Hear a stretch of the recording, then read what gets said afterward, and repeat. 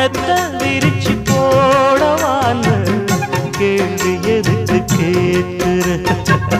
மெல்ல மெல்ல அணைக்கும் போது ஒதுங்கத்தானே பார்க்கிற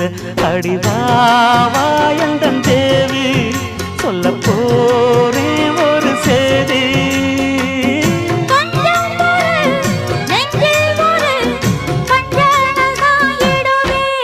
நானாத்து மேட்டு தோப்புக்குள்ள